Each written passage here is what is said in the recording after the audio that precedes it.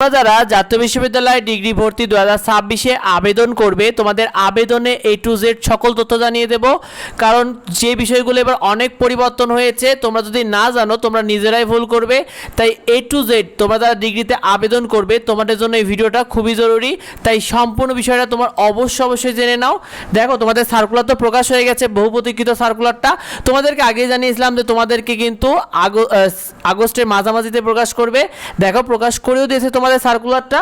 তো এক্ষেত্রে তোমাদের ডিগ্রি সার্কুলার 2026-এ প্রথম যে বিষয়টা জানানো হয়েছে, যেটা তোমাদেরকে জানিয়েছিলাম, ওইটা অপরিবর্তিতই ছিল যে এসএসসি তোমরা যারা 2021, 22 এবং 23-এ পরীক্ষা দিয়েছো, আর এইচএসসি যারা 2023, 24 এবং 25-এ পরীক্ষা দিয়েছো, অর্থাৎ তোমরা এই দুই সালগুলোর মধ্যে তোমাদের যাদের এসএসসি এবং এইচএসসি পরীক্ষা দুইটাই তোমরা অংশগ্রহণ করেছিলে, তোমরা সবাই ডিগ্রি আবেদন করতে পারবে। গত বছরে 2 পয়েন্ট আবেদনের যোগ্যতা থাকলেও এবার কিন্তু আবেদনের জন্য কোনো পয়েন্ট রাখা হয়নি।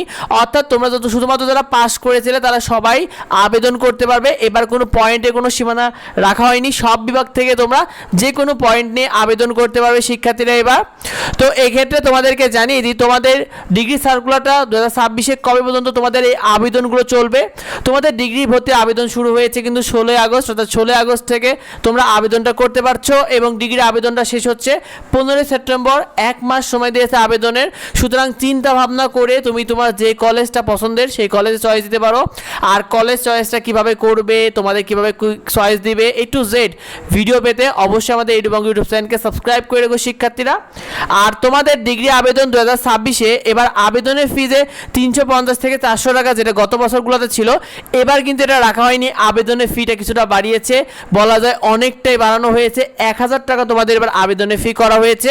সুতরাং বুঝে শুনে আবেদন করো। কিভাবে তুমি চয়েসগুলো করবে এটা তোমাদেরকে দেখিয়ে দেবো। আসন সংখ্যা রয়েছে তোমাদের 4,20,000, অর্থাৎ ডিগ্রিতে ভর্তির আবেদনে আসন সংখ্যা রয়েছে 4,20,000। আর এক্ষেত্রে চান্স কিভাবে হবে, অর্থাৎ তোমরা কিভাবে চান্সটা পাবে, দেখো তোমাদের এসএসসি যে জিপি, অর্থাৎ তোমাদের এসএসসি যে রেজাল্টটা রয়েছে সেই রেজাল্টে তুমি এসএসসিতে যে পয়েন্ট পেয়েছো সেই পয়েন্টকে তারা 40% করবে।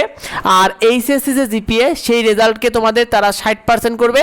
দুইটা মিলে যোগ করে যাদের পয়েন্ট বা যাদের রেজাল্ট বেশি থাকবে তাদেরকেই সেই কলেজগুলো বেশি টেনে নেবে। তো কিভাবে সব কিছু করবে A to Z গাইডলাইন পেতে অবশ্যই যুক্ত হয়ে যাও। তোমরা কে কে ডিগ্রিতে আবেদন করতে চাও কমেন্টে আমাদেরকে জানিও। ভিডিওটা বন্ধুদেরকে শেয়ার করে দাও যাতে অন্যরা বিষয়টি জানতে পারে। দেখা হয় পরবর্তী ভিডিওতে। ধন্যবাদ সবাইকে।